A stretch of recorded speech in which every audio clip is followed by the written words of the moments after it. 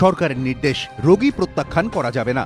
কিন্তু তাতেও কি সরকারি স্বাস্থ্য ব্যবস্থার শরীর থেকে দূর হয়েছে রেফার রোগের সংক্রমণ, নাকি নিচ্ছে আরও মারাত্মক চেহারা?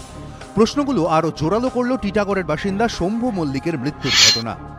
পেশায় রাজমিস্ত্রি শম্ভু ফ্রেজারগঞ্জে দিদির বাড়ি ঘুরতে গিয়েছিলেন। গত 21শে আগস্ট মাথায় ভারী জাল নিয়ে আসার সময় ঘাড়ে ও মেরুদণ্ডে চোট পান তিনি। কাকদ্বীপ ও ডায়মন্ড হারবার হাসপাতালে নিয়ে যাওয়া হলে কলকাতায় রেফার করে দেওয়া হয়।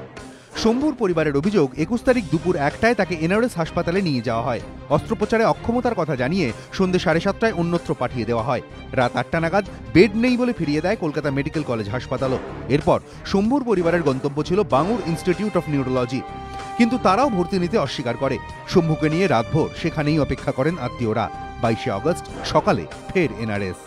আউটডোরে চিকিৎসার পর কাকুতি মিনতি করে দুপুরে নিউরোসার্জারি বিভাগে ভর্তি নেওয়া হয়, কিন্তু ততক্ষণে অনেক দেরি হয়ে গিয়েছিল। 24 তারিখ মারা যান শম্ভু। ডাক্তার বলছে এখানে হবে না, আপনি ইমার্জেন্সিতে যান।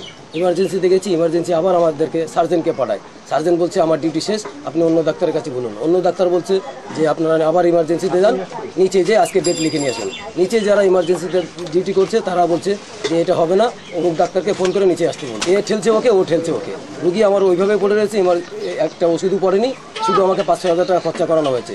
এই হয়রানি কেন করানো হলো? একের পর এক সরকারি হাসপাতাল, কিন্তু সব জায়গা থেকেই খালি হাতে ফিরতে হয়েছে। শম্ভু যন্ত্রণায় কাতরাচ্ছিলেন, কিন্তু মন গলেনি ডাক্তারবাবুদের। নিচে ফেলাই রাখিছে কেলবেলা 3টার দিকে ডাক্তার, আমার বাইরে ডাক্তার ছিল 2জন, যে কোনো ডাক্তার আসপাও দাঁড়ার পরে তারপরে সেই 3টার দিকে ভর্তি নিল। ভাইয়ের চিকিৎসা ঠিকমতো হলে ভাইকে বাঁচানো যেত? হ্যাঁ, বাঁচানো যেত। টিটাগড়ে শম্ভুর এভাবে মৃত্যুর খবর সামনে আসার পরই শোরগোল পড়ে যায় নানা মহলে। তদন্তের নির্দেশ দেয় এনআরএস কর্তৃপক্ষ।